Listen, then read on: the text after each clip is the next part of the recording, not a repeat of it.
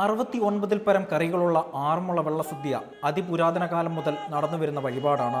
വെള്ളസദ്യ കച്ചവടവൽക്കരിച്ചപ്പോൾ കറികളുടെ എണ്ണം കുറഞ്ഞുവെങ്കിലും ഭക്തിക്കും സമർപ്പണത്തിനും ഇന്നും ഒരു കുറവുമില്ല.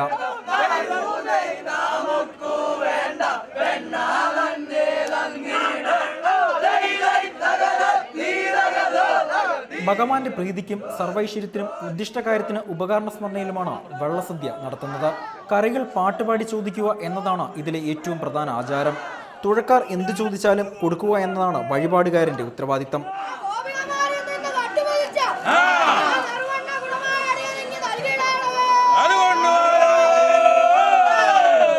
ശ്രീകൃഷ്ണന്റെയും കുചേലന്റെയും കഥയുമായി ബന്ധപ്പെട്ടും വെള്ളസദ്യ അറിയപ്പെടുന്നു.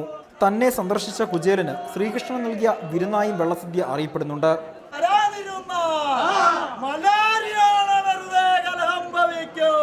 ഇതൊക്കെയാണെങ്കിലും ഇന്ന് വെള്ളസദ്യയിലെ പ്രധാന കാഴ്ച ഇതിൽ പങ്കെടുക്കാൻ വരുന്നവരുടെ തിരക്ക് തന്നെയാണ്. സ്വദേശത്തും വിദേശത്തുമുള്ള പത്തനംതിട്ടക്കാരൻ, പ്രത്യേകിച്ച് ആറന്മുളക്കാരൻ നേരിടുന്ന പ്രധാന ചോദ്യം വെള്ളസദ്യക്ക് ഒരു കൂപ്പൺ കിട്ടുമോ എന്നതായിരിക്കും. ക്യാമറമാൻ ശ്രീലാൽ കൊട്ടാരക്കരയ്ക്കൊപ്പം അജി കുഞ്ഞുമോൻ, റിപ്പോർട്ടർ, പത്തനംതിട്ട.